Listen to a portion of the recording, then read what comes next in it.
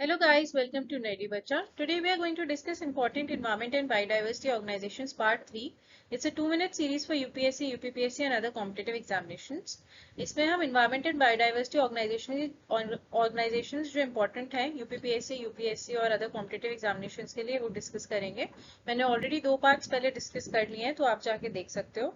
Animal Welfare Board of India और Zoological Survey of India. ये part 3 है. ठीक है, अभी हम इंडियन ऑर्गेनाइजेशंस डिस्कस कर रहे हैं, उसके बाद हम इंटरनेशनल करेंगे जो इंपॉर्टेंट होंगी. सो बोटानिकल सर्वे ऑफ इंडिया, जिसको हम बीएसआई भी बोलते हैं, इट वाज एस्टैब्लिश्ड इन 1890. ये कब एस्टैब्लिश हुआ था? 1890 में. कौन सी मिनिस्ट्री के अंदर है? Ministry of environment, forest and climate change. इसके हेडक्वार्टर्स कोलकाता में है. क्या करता है ये? सर्वेस करता है, रिसर्च करता है, conservation of India's plants riches जितने भी हैं, गैदर और मैनेज करता है जीन बैंक्स को of threatened and endangered plant species, और avoid the extension of unique biodiversity, immediate conservation actions are required. तो उसको देखता है कि कौन कौन से एक्शंस लेने चाहिए गवर्नमेंट को, ताकि जो भी प्लांट्स हैं जो थ्रेटन्ड या फिर एंडेंजर्ड है उनको हम और कैसे कंजर्व कर सकते हैं. ठीक है, तो अगर क्वेश्चन पूछेंगे तो पूछेंगे कि कौन से साल में स्टैब्लिश हुआ था? 1890 में. कौन सी मिनिस्ट्री है? Ministry of environment, forest and climate change, और हेडक्वार्टर्स कोलकाता में है. ओके, तो फंक्शंस में हमारे पास क्या क्या होंगे? Exploring, inventorying and documentation of phytodiversity in general and protected areas, hotspots and fragile ecosystems. जो भी फ्रेजाइल इकोसिस्टम्स हैं जिनका हमें खतरा रहता है कि आगे जाके ये खराब हो सकते हैं, उनके लिए मतलब काम करता है. और पब्लिश करता है नेशनल, स्टेट और district floras, identification of threatened and red list species rich areas needed conservation.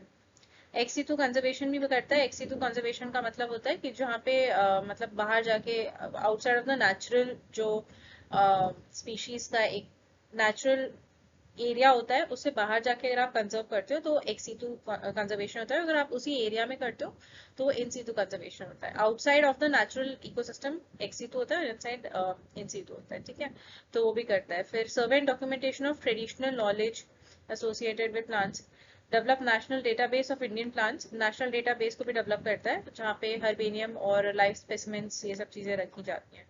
ठीक है, तो फंक्शंस अगर पूछेंगे तो ये प्रीलिम्स के लिए इतना इंपॉर्टेंट नहीं होगा, मेंस के लिए ज्यादा इंपॉर्टेंट होएगा. प्रीलिम्स में मेजरली क्वेश्चंस आपके कोई अगर इन्वेजिव स्पीशीज है जो बहुत ज्यादा न्यूज में है, या फिर थ्रेटेड स्पीशीज है, या कोई नई स्पीशीज की डिस्कवरी हुई है मान लो अंडमान निकोबार में या फिर किसी भी एरिया में जो हॉटस्पॉट्स हैं, ठीक है, वो सब चीजें ज्यादा पूछना है. फंक्शंस वगैरह आपके मेंस के लिए इंपॉर्टेंट होते हैं.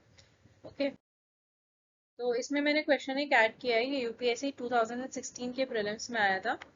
तो क्वेश्चन इस तरीके के आपके एनवायरमेंट में आते हैं, आप प्रीवियस ईयर क्वेश्चंस देखोगे बहुत आइडिया लग जाता है उससे. जैसा क्वेश्चन है, recently our scientist have discovered a new and distinct species of banana plant which attains a height of about 11 meters and has a orange colored fruit pulp. In which part of India has it been discovered?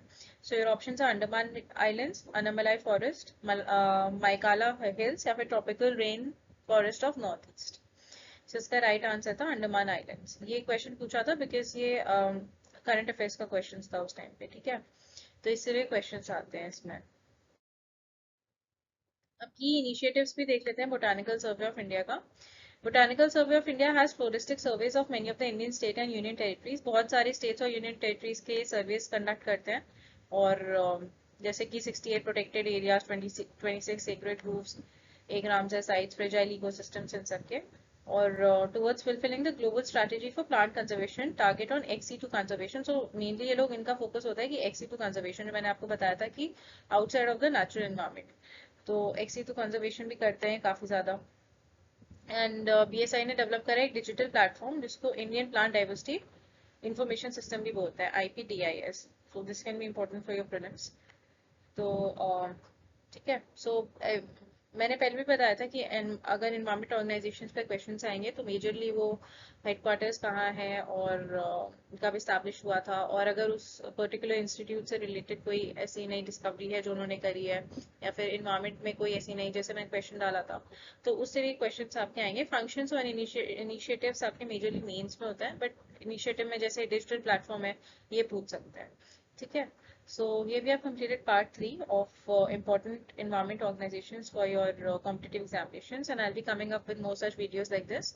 Guys, please do like, share and subscribe to my YouTube channel. Thank you so much.